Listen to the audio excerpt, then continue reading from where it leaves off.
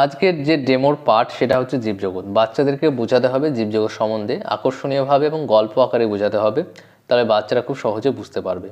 Demo দেখানোটা খুব একটা কঠিন বিষয় নয়, তোমাকে কিছু বিষয় মাথায় রাখতে হবে, আমি বলে দিচ্ছি একটু শুনে নাও।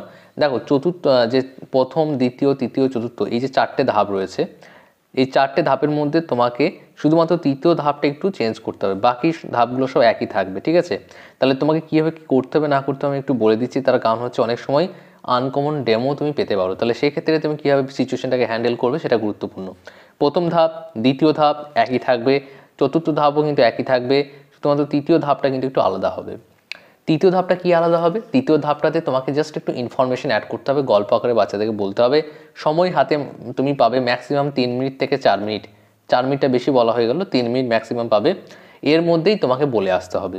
বেশ, তাহলে প্রথমত তুমি যেটা বলবে যে প্রথম ধাপটা যেটা বলেছি ফলো তো অবশ্যই করবে, কারণ প্রথমে স্টার্টিংটা ভালো হতে হবে, এন্ডিংটাও ভালো হতে হবে, তাহলে কিন্তু তোমার ডেমোটা ভালো হবে। ধন্যবাদ স্যার ম্যাম আমাকে ডেমো দেখানোর সুযোগ করে দেওয়ার জন্য। আমি কি আপনাদেরকে কাল্পনিক ছাত্রছাত্রী শুধু নিতে পারি? ধন্যবাদ স্যার ম্যাম।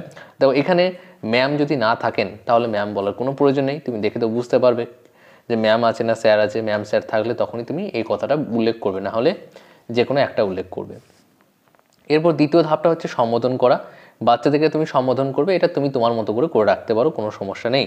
এরপর দেখো তৃতীয় ধাপ, তৃতীয় ধাপটা বোঝানোর জন্য তোমাকে বাচ্চাদেরকে জীবজগতের যে ধারণা সেটা বোঝাতে হবে। অর্থাৎ জীবজগতের যে সংজ্ঞাটা রয়েছে, জীবজগৎ হলো পৃথিবীর সকল জীবন্ত প্রাণী, উদ্ভিদ, পরিবেশের সমষ্টি, অর্থাৎ জীব, জড় সমস্ত কিছু সমষ্টি নিয়েই হচ্ছে জীবজগৎ।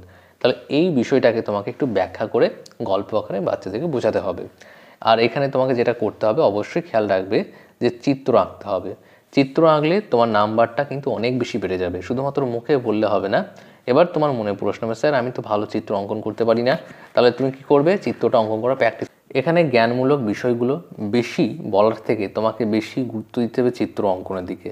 চিত্র অঙ্কন করলে তোমার নাম্বারটা ইনক্রিজ হবে, কারণ জীবজগতের যে সংজ্ঞাটা আমি বললাম এটা তো তুমি বোঝাতে পারবে, কোনো সমস্যা নেই। এটা বিশাল কিছু বিষয় নয় যে বোঝাতে তুমি পারবে না, এটা একটা সুন্দর একটা গল্প দিয়ে বোঝাতে পারো। এখানে যেমন দেখতে পাচ্ছ একটা জঙ্গল রয়েছে, সেই জঙ্গলে দেখো জল, হ্যাঁ, পশু পাখি উদ্ভিদ এরা রয়েছে, এদের যে সমষ্টি সেটাকে জীবজগৎ বলা হচ্ছে। জঙ্গলে নানা ধরনের প্রাণী বাস করতো এবং সেই জঙ্গলে ছিল দু ধরনের বস্তু, একটা ছিল জীবন্ত অংশ আর একটা ছিল অজীবন্ত অংশ। অর্থাৎ জীবন্ত মানে কি? যেগুলো জীবন্ত, তুমি, আর অজীবন্ত মানে যেগুলো জীবন্ত নয়। তাহলে এখানে জীবন্ত অংশ কোনগুলো বলো তো? হ্যাঁ, এখানে একটা ভল্লুক রয়েছে, পাখি রয়েছে, হরিণ রয়েছে। এবং এখানে অজীবন্ত অংশ কোনগুলো? এই জল, তারপরে এখানে মাটি, বাতাস, যেটা দেখা যায় না কিন্তু অনুভব করা যায়, এটা হচ্ছে অজীবন্ত অংশ। বেশ, এই বিশাল জঙ্গলে এই যে জল, বাতাস, অজীবন্ত অংশগুলো, এগুলোর কিন্তু গুরুত্ব রয়েছে।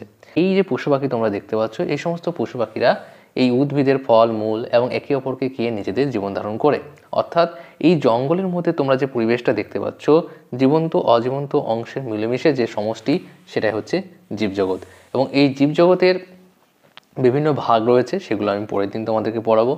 চতুর্থ নম্বর ধাপে তোমরা যেটা করবে সেটা হলো বোর্ডটাকে পরিষ্কার করবে ভালো করে। করার পরে তুমি যতক্ষণ না ওনারা বসতে বলো তখন বসবে না, চেয়ারের পিছনে দাঁড়িয়েই নিজের বক্তব্য রাখবে, অর্থাৎ প্রশ্ন বললে উত্তর দেবে, ঠিক আছে? জাস্ট এটুকুই, আর কিছু নয়, বেশি কিছু নয়। ডেমোটা জাস্ট তোমাকে দেখা হচ্ছে যে তুমি কীভাবে উপস্থাপন করতে পারো। এখানে তোমার দুটো জিনিস দেখা হয়, একটা হচ্ছে কনফিডেন্সটা এইখানে 90% দেখা হয়, আর 10% তোমার নলেজ দেখা হয়, অর্থাৎ এই বিষয়ের উপর নলেজ আছে কিনা, বোঝাতে কেমন পারছো, বোঝানোর ক্যাপাসিটিটা দেখা হয়। এটা আর কিছুই নয়, জাস্ট এইটুকু যদি তোমার মধ্যে থাকে, কনফিডেন্স 90% চাই আর বোঝানোর ক্যাপাসিটি 10% থাকলেও চলবে, তাহলে কিন্তু তুমি 4.5, 5-এ 5ও পেতে পারো। ওটা তোমরা প্রত্যেকে নিজের মতো তৈরি করবে।